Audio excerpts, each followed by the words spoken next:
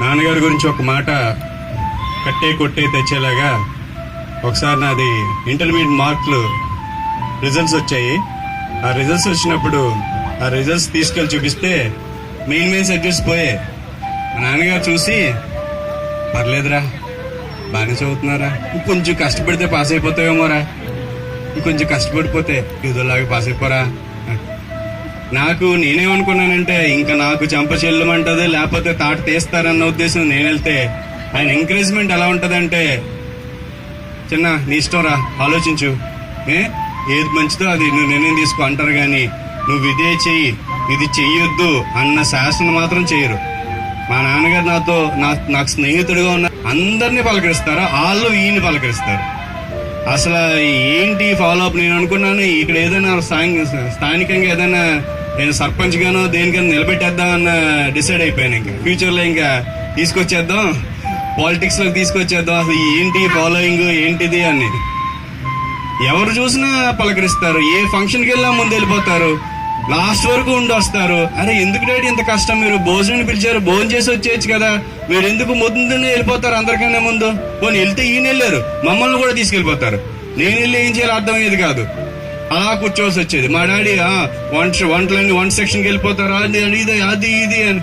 ఇంటికి వచ్చి కాళ్ళు మోకాళ్ళు పెడుతున్నారా, ఒరే కొంచెం ఇది అవుతుందా, అంత కష్టపడ్డం ఎందుకు అంటే డాడీ ఏంటంటే సహాయం చేయాలి, మన వంతుగా మనం ఎంత సహాయం చేయాలో అంత చేయాలి.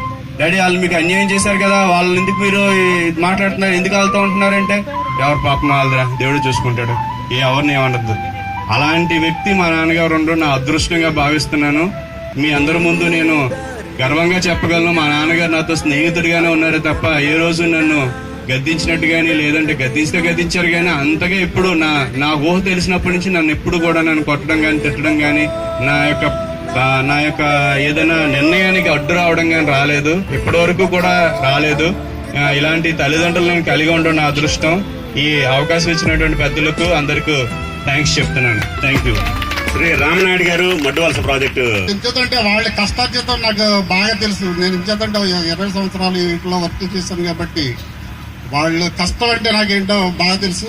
మరి మా జగన్నాథరావు గారు అయితే ఆయన చెప్పింది తూచా తప్పకుండా చేసే వ్యక్తి ఆయన.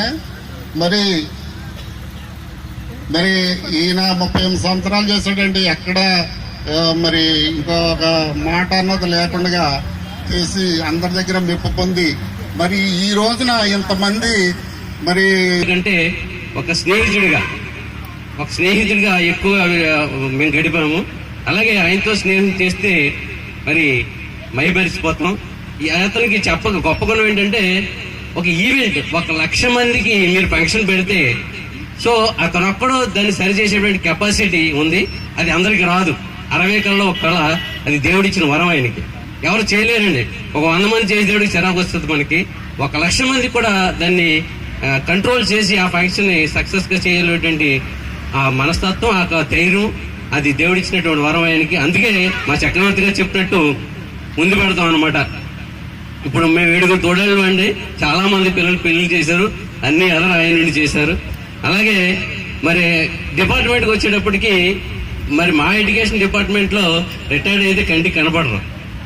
మరి మీ డిపార్ట్మెంట్కి వచ్చేటప్పటికి మరి మన జగపతి గారు నేను చేస్తానన్నారు, తప్పనిసరిగా చేస్తారైనా.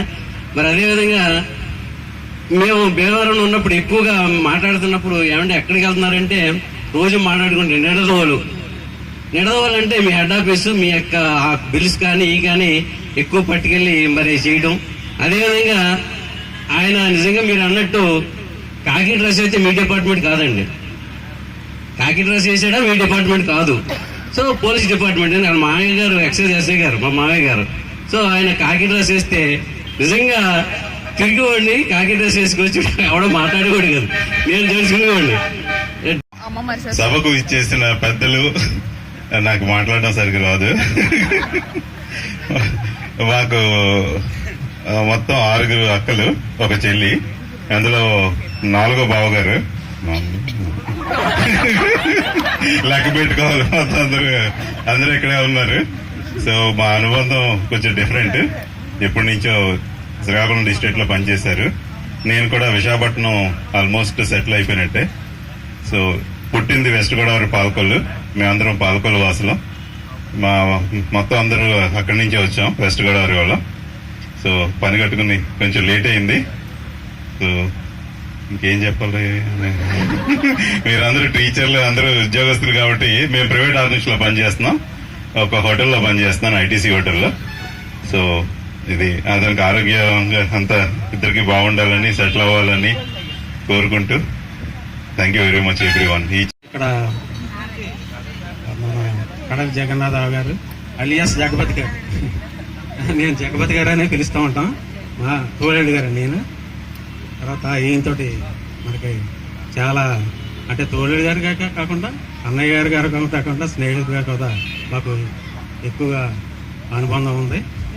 తర్వాత ఈరోజు ఈ కార్యక్రమానికి ఇచ్చేసిన ఈ సన్మాన కార్యక్రమానికి ఇచ్చేసిన వారు డిపార్ట్మెంట్ పెద్దలకి, తర్వాత తోటి సహ ఉద్యోగులకి, తర్వాత బంధువులకి, మిత్రులకి అందరికి కూడా నా నమస్కారాలు తెలియజేసుకుంటూ ఈరోజు ఈ కార్యక్రమాన్ని ఇంకా 5 రోజులు ఉండగా ముందుగా ఈ కార్యక్రమాన్ని ఇక్కడ ఏర్పాటు చేయటం, అందరినీ ఇక్కడ అందరినీ ఇక్కడ సమీకరించడం చాలా ఆనందకరం. తర్వాత ఈయన సర్వీసు చాలా పెద్దలు చెప్పారు, ఇప్పుడు చాలా ఆనందంగా. తర్వాత ఆయన సర్వీసు చాలా గొప్పగా ఇక్కడ వర్ణించారు. చేత ఇది ఉద్యోగస్తుడికి ఈ సర్వీసు చక్కగా చేసి అందరితోటి మన్ననలు పొందటమే ఉద్యోగస్తుడు